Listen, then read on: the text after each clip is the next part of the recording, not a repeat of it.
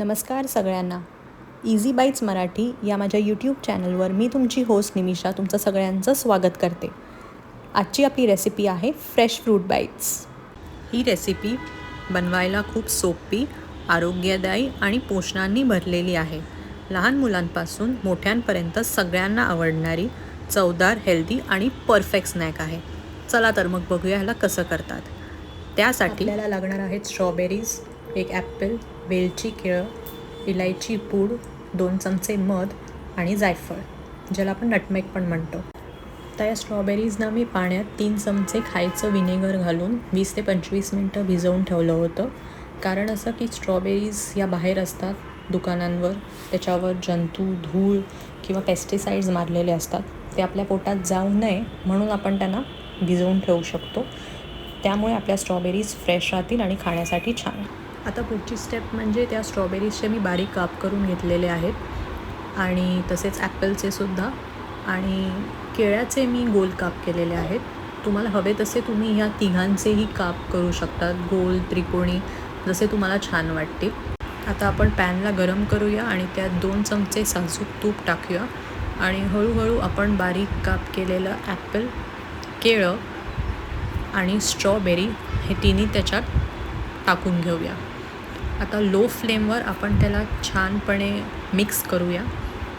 ह्याचं कारण असं की साजूक तुपाची चव त्या फळांना खूप छानपणे लागते आणि त्यामुळे फळांची चव जी आहे ती खूप एनहॅन्स होते आणि लहान मुलांना ती अजून चवदार अशी वाटते.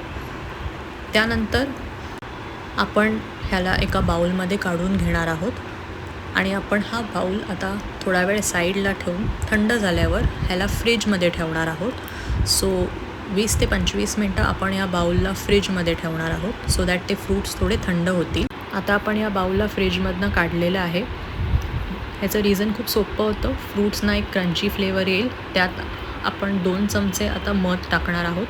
तुम्ही ब्राऊन शुगर किंवा साधी शुगर पॅनमध्ये गरम असताना टाकू शकता. मी मध टाकते आहे ह्याच्यात सो दॅट त्याच्यात एक छान असा फ्लेवर येईल.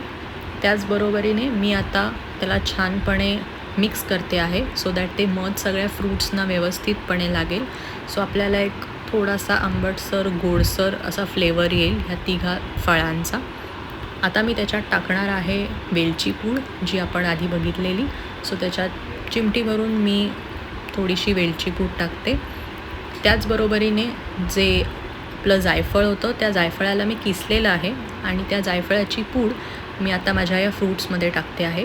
सो इलायची आणि आपल्या जायफळामुळे आपल्या फळांना एक वेगळीच चव येईल आणि ती लहान मुलांनासुद्धा खूप आवडेल आणि मोठ्यांनासुद्धा. आता आपण हे सगळं व्यवस्थितपणे मिक्स करून घेणार आहोत. मिक्स झाल्यानंतर आपण बघू शकतो की किती छान दिसत आहेत ही फळं.